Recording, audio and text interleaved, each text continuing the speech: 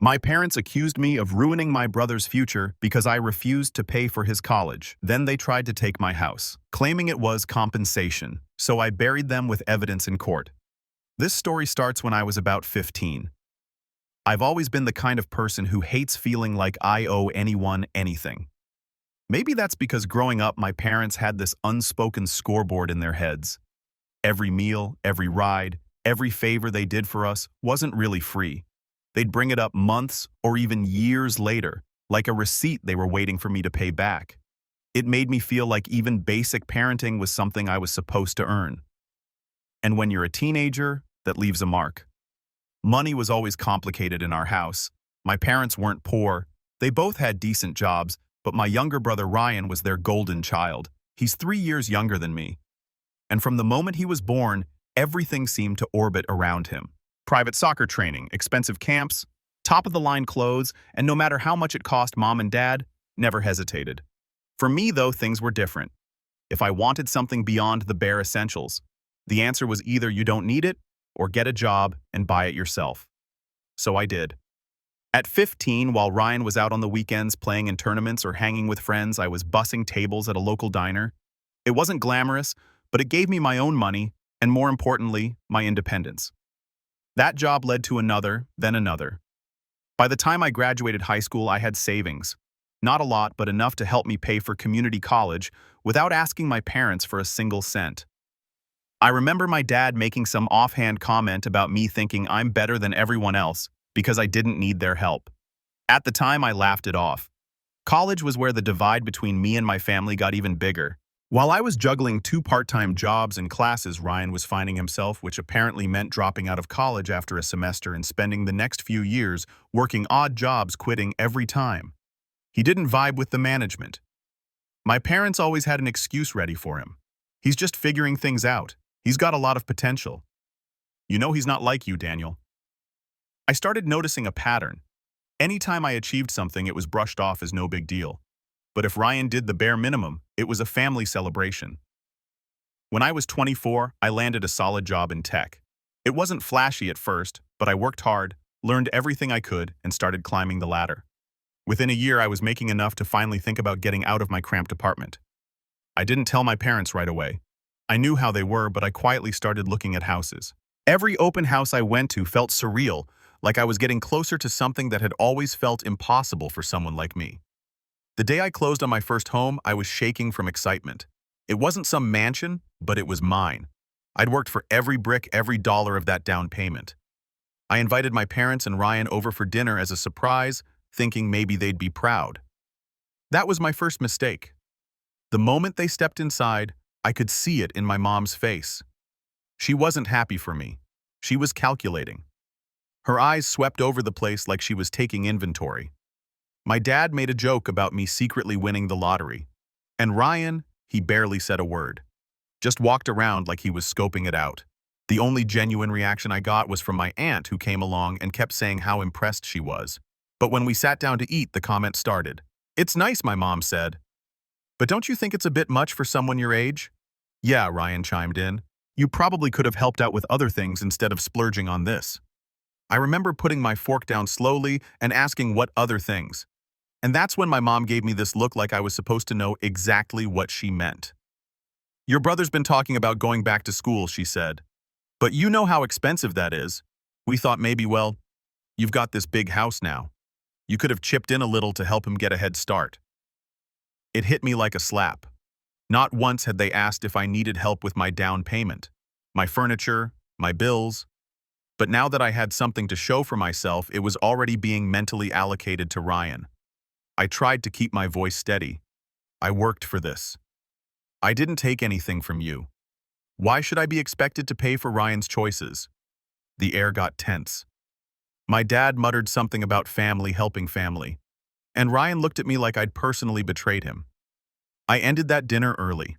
As they left, my mom gave me a hug, the kind that's more like a squeeze, and whispered, "Don't be selfish, Daniel. We'll talk about this again." I thought maybe it would just blow over. I was wrong. Over the next few weeks, little comments started creeping into every conversation. My mom would call and say things like, "Ryan's been looking at classes, but we just can't make it work without some help." And it's such a shame when people in the family have the means to help and just don't. My dad kept reminding me of everything they'd done for me growing up, which was laughable, considering how little they'd actually supported me financially. The final straw before things exploded came one Sunday afternoon. I got a text from Ryan. "We need to talk, come by." I figured maybe he wanted to apologize or at least explain. When I showed up, my parents were there too, sitting at the kitchen table with papers spread out, college brochures, tuition breakdowns, a proposal for how much I could reasonably contribute to Ryan's education over the next 4 years. I laughed. I actually laughed out loud because it was so absurd. "You seriously made a payment plan for me for my brother?" I asked. My mom shot me a sharp look. "This isn't a joke, Daniel. This is his future. If you care about family, you'll do this." And then Ryan, with zero shame, said, "I mean, it's not like you don't have the money. You bought a whole house, man. Why should you get to have all that while I'm stuck here?" Something in me snapped that day. I stood up, told them I wasn't giving a single cent, and walked out. I thought maybe they'd be mad for a while, maybe even stop talking to me for a bit. I didn't think they'd go as far as they did next. Because 2 weeks later, I got a letter in the mail. It was from a lawyer. And when I read it, my hands started shaking all over again. But this time, it wasn't excitement. It was rage. I must have read that letter a dozen times before it sank in. My parents, my own parents, were suing me. The claim was something about willfully depriving a dependent family member of necessary opportunities. The dependent being Ryan. Of course, they were framing it like I'd somehow blocked him from getting an education, as if my refusal to fund his second attempt at college was the same as taking money away from him. It was so outrageous, I almost thought it had to be some kind of bluff. The letter demanded a settlement an amount suspiciously close to the total tuition cost they'd shown me at the kitchen table. It also hinted at emotional damages Ryan had suffered because I flaunted my success in his face. I remember sitting there at my dining table, my coffee going cold, and just thinking, this can't be real. Surely they wouldn't actually go through with it. But they did. Within a week, my mom started calling me daily, each time switching between guilt and anger. One day it was, "Daniel, you're tearing this family apart. Is a little generosity really worth losing us over?" The next it was, "Your brother's devastated. He feels like you want him to fail." She would cry on the phone sometimes for minutes at a time without saying anything, just to make me feel like I was crushing her. Ryan, meanwhile, was doubling down on the entitlement. He started posting vague jabs on social media. Things like, "Some people only care about themselves even if it ruins others' lives," accompanied by sad emojis and inspirational quotes about family loyalty. Of course, his friends and our extended family, most of whom didn't know the full story, would comment things like, "That's so messed up, and I'm so sorry you're going through this." It was like he was setting up a little pity stage for himself and milking it for all it was worth. I started noticing the subtle ways my parents were twisting the narrative to relatives. At a cousin's birthday party, my aunt pulled me aside and said, "I just wish you and Ryan could work this out. He's been so down since you bought that house." I asked her what she meant, and she said, "Well, your parents told us you refused to help him after making all this money." No mention of how I'd been on my own since I was a teenager, or how Ryan had blown multiple chances already, just the edited family-friendly version that made me look cold and selfish. It got to the point where I started dreading family events. At my grandmother's Sunday lunch, I overheard my dad telling a neighbor that Daniel's gotten too big for his boots and forgot where he came from. I tried to let it roll off my back, but it was harder than I thought. I wasn't just being painted as the villain, I was being erased. Years of struggle, every sacrifice I'd made, every hour of overtime, none of it counted. The only thing that mattered to them was that I wasn't bending to their will. One night, Ryan actually showed up at my house unannounced. He didn't even knock, just stood outside ringing the doorbell until I opened it. He looked smug, like he'd been waiting to deliver a line. "You know you're going to lose, right?" he said casually. "Mom and Dad have the lawyer and the families on their side. It'll be easier if you just pay up now and save yourself the embarrassment." I couldn't believe the arrogance. I told him to leave, and when he didn't move, I stepped outside and shut the door behind me. We stood there on my front porch, him with that half-smirk, me trying to keep my voice level. "You're not entitled to my money, Ryan. I said you've had chance after chance and you've thrown them away. This is on you, not me." That's when he said something that really lodged itself in my brain.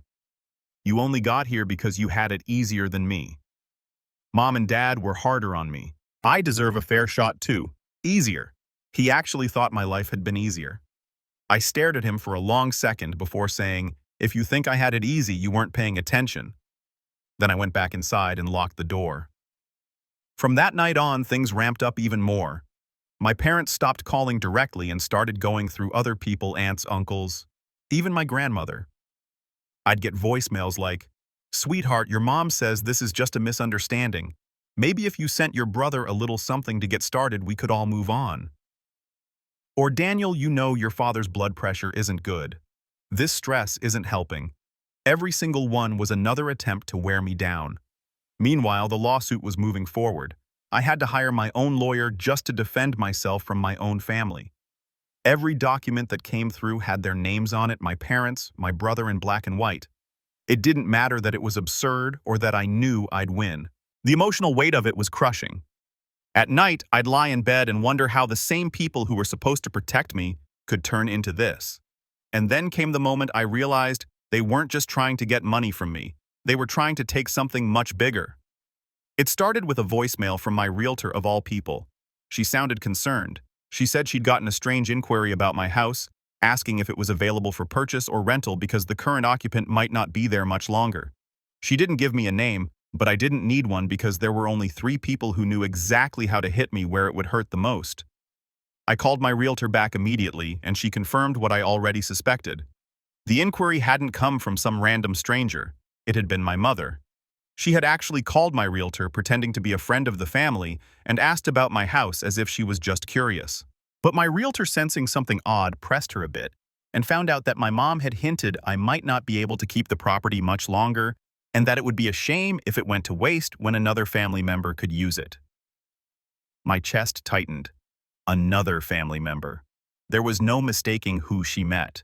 They weren't just trying to get money out of me. They were setting the stage to take my house. I sat there at my kitchen table, phone in hand, staring out the window for what felt like hours. This wasn't just about favoritism anymore. This wasn't just Ryan being entitled or my parents guilt-tripping me. This was a deliberate move to undermine everything I'd worked for.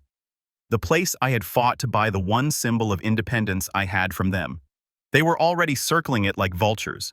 The more I thought about it, the more the pieces started clicking into place. That first dinner, when I invited them over, the way my mom's eyes had scanned the place, the comment about it being a bit much for someone my age, Ryan's digs about me having all that while he's stuck here. It had all been leading up to this. The lawsuit wasn't just about tuition. If they could paint me as someone who unfairly deprived Ryan, they could spin it into some legal leverage over my assets, my house. And then the real gut punch came. I got an email from my lawyer forwarding a newly filed amendment in their case. It claimed that part of the reason they were seeking damages was because the defendant's current living situation was acquired through funds that could have been allocated to support the plaintiff's education and career development. In other words, they were trying to argue that my house itself was evidence of my selfishness and misallocation of resources. They weren't just hinting at it now, they were putting it in legal writing. That night I called my mom. I didn't even plan what I was going to say. I just needed to hear her voice and understand how she could possibly justify this. She picked up after a few rings, and her voice was sickly sweet, like nothing was wrong. "Daniel, I was just telling your aunt how proud I am of you." "Cut it, Mom," I said, my voice shaking. "Why did you call my realtor?" There was a pause. Then, without missing a beat, she sighed. "I was just looking out for the family. If things don't go your way in court, it would be better if the house stayed with someone in the family instead of strangers. You know Ryan would take good care of it." I felt my jaw clench. "You're planning for me to lose my home before the case is even over. You've already decided I'm guilty. It's not about guilt, Daniel. It's about doing what's right for your brother. He's been through so much. So much." I cut in. "He said every opportunity handed to him while I've been on my own since I was a teenager. I worked for this house. You never helped me, not once. And now you think you can just take it." Her tone shifted sharper now. "Don't be dramatic. You wouldn't be where you are without how we raised you. We made sacrifices too. This is your chance to give back. Give back." That phrase hit me like a brick.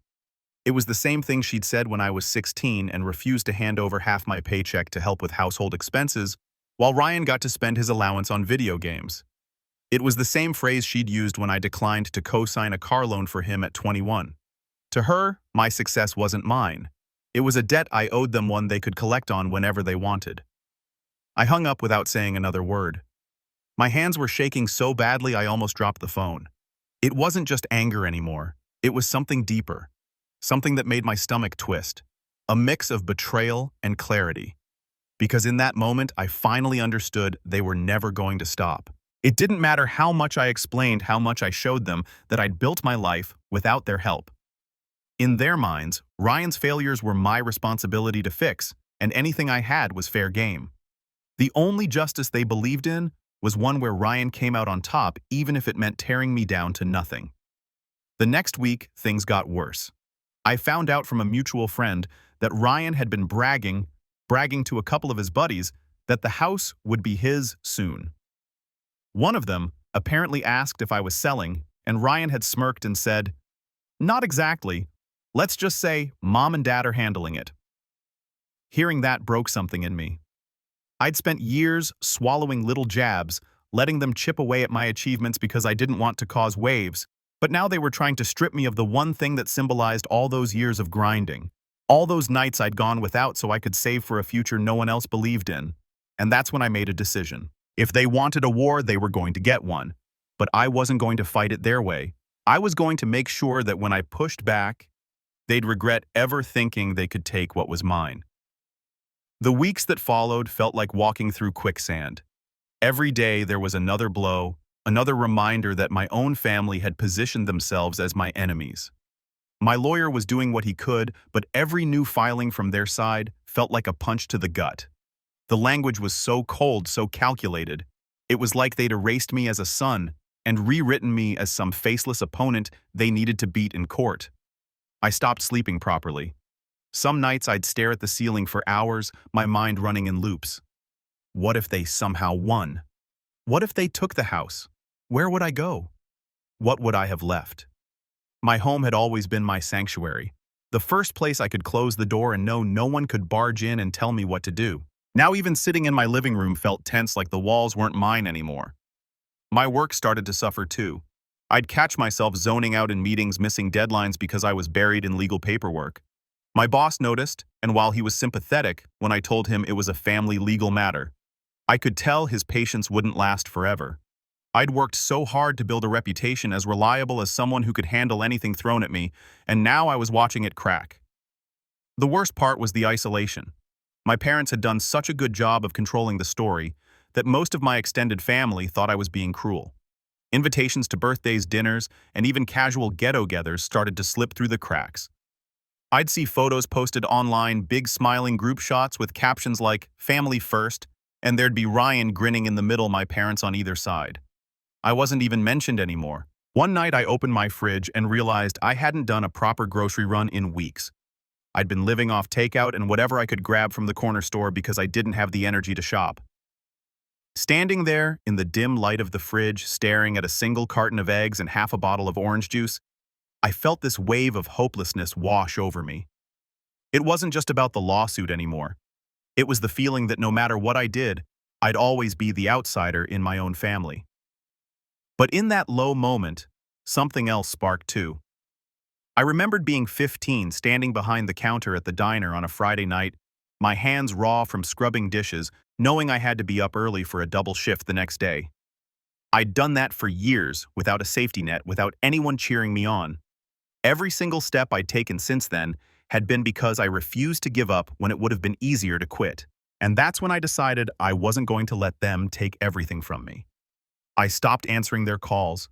I told my lawyer to handle all communication, no matter how trivial, so I wouldn't have to hear their voices or read their manipulative messages. I started quietly going through my finances, making sure every asset I had was locked down, every account secured. I pulled my credit report to check for anything suspicious. I even installed a security system on my house, just in case Ryan decided to drop by again. In public, I played it calm. If anyone asked how I was doing, I'd just say handling it and change the subject. But privately, I was building a plan because I realized that if I fought them head-on, they'd just keep trying to twist the story until I looked like the aggressor. No, I needed to be smarter. I needed to let them dig their own hole and then make sure they couldn't climb out of it. The first step was gathering proof, not just for court, but for me. Proof of every manipulative call, every backhanded comment, every time they tried to undermine me. If I was going to fight back, I wanted it all in black and white. Still, I kept my head down. Outwardly, it looked like they'd beaten me down into silence. And maybe that's what they believed, which was exactly what I wanted them to think. Because when you're at rock bottom, no one sees you coming back. And I was going to make sure my return hit them harder than they ever expected. It's strange how once you stop feeding someone's drama, they start thinking you've disappeared. My parents and Ryan seemed to take my silence as proof that they were winning. In reality, it gave me the space I needed to rebuild. Not just my defenses, but my life. The first change came at work. My boss called me into his office one afternoon, and I braced myself for bad news. Instead, he closed the door and said, "Look, I don't know what's going on in your personal life, but I know you're good at what you do. If you can focus, I'm willing to put you on a project that could lead to a promotion." It was like someone had cracked a window in a stuffy room, a rush of fresh air. I threw myself into that project. Long hours, meticulous planning, going the extra mile. I wasn't just trying to prove myself to my boss. I was reminding myself what I was capable of, and it worked. The project was a success, and a few weeks later, I was offered the promotion. Along with it came a significant pay bump, enough that my financial cushion grew thicker, my savings healthier. It didn't erase the stress of the lawsuit, but it made me feel secure again. Meanwhile, my lawyer was quietly picking apart their case. He'd managed to get records of Ryan's past employment history, his previous failed college attempts, even messages where my parents admitted they'd spoiled him too much. Each piece was another thread in the fabric of their hypocrisy. I didn't gloat. Not yet. I just filed it all away, letting it pile up. Outside of work, I started focusing on myself again. I rejoined the gym I'd quit months ago, partly to clear my head, and partly to remind myself that my body didn't have to carry the weight of all this stress. I started cooking real meals again. Nothing fancy, but there was something therapeutic about chopping vegetables and actually sitting down to eat. I also began reconnecting with people I drifted from, not the family members who'd bought into my parents' version of events. I left them to their group photos and fake smiles, but old friends, coworkers. I trusted people who knew me without the filter of my family's gossip. Little by little, I rebuilt a circle around me that wasn't poisoned by their manipulation. And then, something unexpected happened. I was invited to speak at a local networking event for young professionals. Someone had seen the results of my project at work and thought my career path was inspiring. Standing on that stage, telling my story, the professional one, not the messy personal parts, I realized I wasn't the powerless kid busting tables anymore. I had built something. And no matter what my family thought they could take from me, they couldn't take that. With every win, big or small, I felt the balance shifting. My parents still had their lawsuit, but outside of that courtroom, their control over me was slipping. They couldn't guilt me into calls I wouldn't answer, couldn't twist my words if I didn't give them any. They had to go through lawyers for everything now, which meant no more surprise ambushes at my front door or accidental run-ins at family gatherings. The best part, while they were busy burning bridges with me, they were also wearing down their own credibility. A mutual acquaintance let slip that some relatives were starting to question why my parents were dragging me through court instead of helping Ryan get his life together. Apparently, Ryan had been bragging so openly about getting the house that even people on their side were starting to see how bad it looked. That was when I knew I wasn't just surviving anymore. I was gaining ground. My career was stronger. My finances were secure. And I had allies who saw through the lies. I was in a position now where I didn't have to react to their moves. I could plan my own. And as much as I wanted to strike back right away, I forced myself to wait because timing, I realized, was everything. Let them think I was just living my life moving on. Let them keep underestimating me. Because the next time I made a move, it wouldn't just protect what was mine. The turning point came on a Tuesday afternoon of all days. I was leaving a client meeting when my phone buzzed with an email from my lawyer. The subject line read, "Discovery request opposing counsel error." Inside was a forwarded thread. My parents' lawyer had accidentally copied my attorney on an email chain that was meant to be internal between their side, and in it was a gold mine. The chain was mostly logistics timelines, filing deadlines. But buried halfway down there was a message from my mother to their lawyer that made my pulse quicken. She'd written, "We need to make sure Daniel's house is included in any settlement. Ryan has already been in touch with a realtor friend who can list it as soon as it's signed over. This is the cleanest way to ensure he gets a fresh start." There it was in writing. Proof that the lawsuit was never about helping Ryan get an education. It was about transferring my house into his name. My lawyer practically hummed with energy when we spoke that evening. "This changes everything," he said. "They've essentially admitted to ulterior motives. We can use this." But I didn't want to just use it to defend myself. I wanted to turn it into the foundation of something bigger, something that would end their ability to pull this stunt ever again. Around the same time, work presented me with another opportunity. My promotion had put me in charge of a small team, but now I was being offered a cross-department leadership role on a high-visibility project. It came with two major perks: significantly more income and connections with senior executives in industries far beyond my current reach. The kind of people who could, if necessary, open doors I didn't even know existed. I accepted without hesitation. Not only did this strengthen my financial position even more, but it also gave me flexibility, the ability to quietly channel resources where I wanted them. And one of the first things I did was hire a private investigator. I didn't want anything illegal or invasive, I just wanted the truth. I wanted to know exactly what Ryan had been doing while his future supposedly hung in the balance, and whether my parents had a history of pulling similar moves with other relatives. The investigator didn't disappoint. 2 weeks later, I had a thick folder on my desk. Inside were social media posts from accounts Ryan thought were private, showing him on trips buying expensive electronics and even test-driving cars in the months he'd been claiming he was barely scraping by. There were also property records showing my parents had years ago tried to pressure my late aunt into selling them a piece of land for a fraction of its value. Something that had caused a rift no one talked about anymore. The more I read, the clearer my path became. I didn't need to just win the case. I needed to dismantle the narrative they'd built piece by piece in front of an audience that mattered. To do that, I started laying groundwork quietly. I reached out to a few trusted family members who'd stayed neutral, sharing just enough to plant seeds of doubt about my parents' version of events. I made sure my financial records, employment history, and proof of independence since I was a teenager were neatly documented, time-stamped, and ready to be shown to anyone who mattered. And the best part, that incriminating email chain wasn't the only mistake they made. My PI had managed to uncover a conversation recorded legally in a public setting where Ryan bragged to a friend at a bar that he'd finally found a way to cash in on having a rich brother. The friend had laughed, asking if I'd agreed to it, and Ryan replied, "No man, Mom and Dad are making it happen. Once it's mine, I'll sell the place and be set for years." I listened to that recording 3 times in a row, each time feeling the same cold clarity settle in. They thought they were closing in, but in reality, they'd already handed me the tools to break them wide open. All I had to do now was choose the perfect moment to pull the pin. I waited not out of hesitation, but because I knew the most devastating strike wasn't a loud, angry blow, it was a quiet, precise one. My parents and Ryan were still moving full steam ahead with their case, oblivious to the fact that they'd already laid the groundwork for their own undoing. The court date was approaching, and with it came the pretrial conference, the meeting where both sides would lay out their strongest positions to gauge whether a settlement was possible. That was my stage. When we walked into the conference room, my parents were there with Ryan sitting smugly between them. My mother gave me that self-satisfied smile she used when she thought she had the upper hand. My dad avoided my eyes, a silent show of mock disappointment.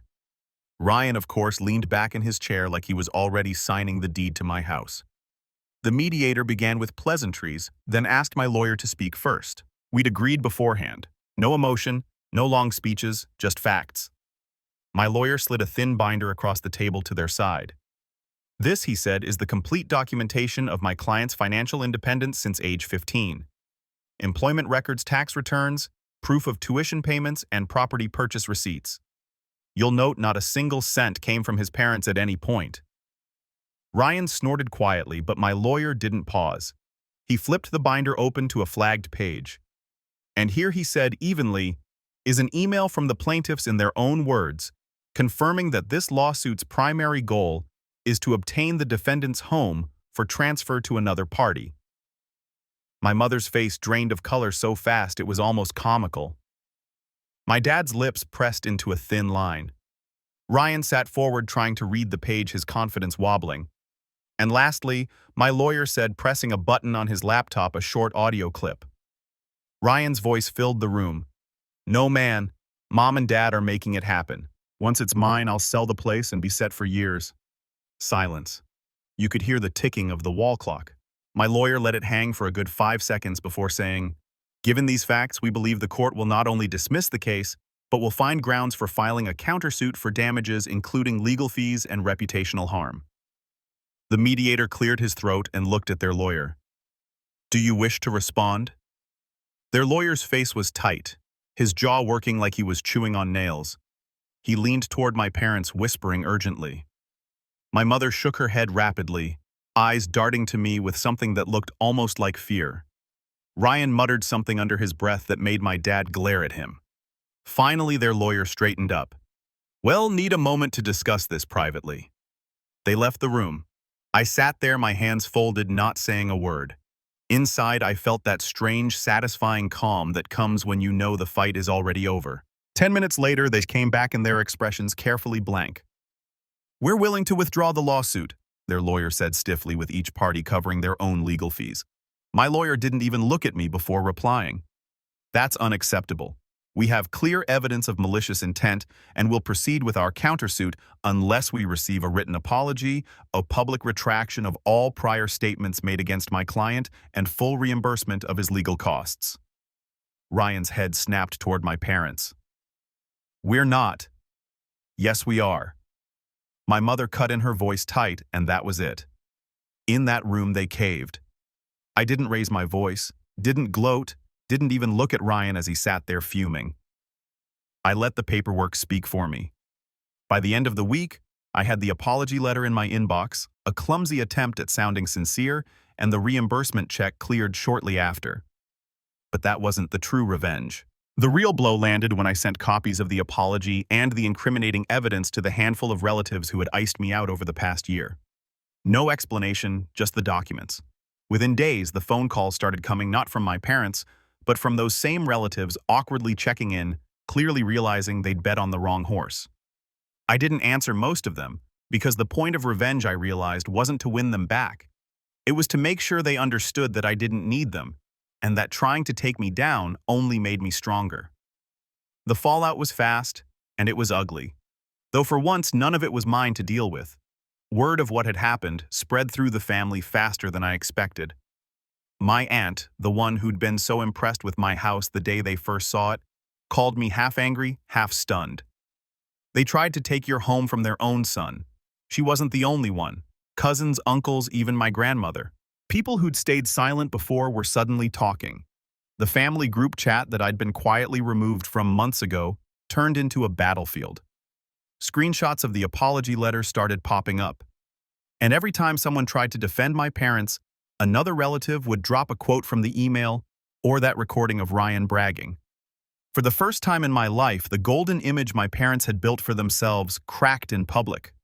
They stopped showing up to family gatherings not because they weren't invited, but because they couldn't stand the questions. My mother, who had once relished being the center of attention, started avoiding calls from her own siblings.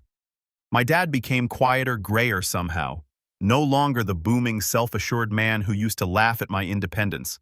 And Ryan, he took it the hardest. His so-called friends, the ones he bragged to about cashing in, started distancing themselves. Without the house, without the settlement, he had nothing to show for the months he'd spent circling me like a shark. I heard through the grapevine that he'd moved out of my parents' house for a bit, then quietly returned when rent and bills proved too much. The smugness I'd seen in his eyes at that pre-trial conference was gone. Now, when our paths occasionally crossed, usually at some unavoidable family obligation, he barely made eye contact. The check they sent me covered every sin of my legal fees, but it was the apology letter that I kept tucked away in a drawer. Not because I needed the validation, I didn't, but because it was proof. Proof that no matter how much they tried to rewrite history, There was a moment where they had to admit they were wrong. I didn't seek reconciliation. I didn't move past it for the sake of family harmony. Instead, I built further on the life I'd been creating. Work kept growing. My circle of trusted friends stayed tight, and my home remained exactly where it belonged mine. Sometimes when I'm sitting on my porch in the quiet of the evening, I think about that first dinner when I invited them over back when I thought they might be proud. I think about how quickly the masks came off when they saw what I'd built without them. And I realized that the real victory wasn't just keeping my house or winning the case. It was proving beyond any doubt that I never needed them to succeed, and that no matter what they tried, they could never take that away. And that's when I lean back, smile to myself, and think, this home will never have their name on it,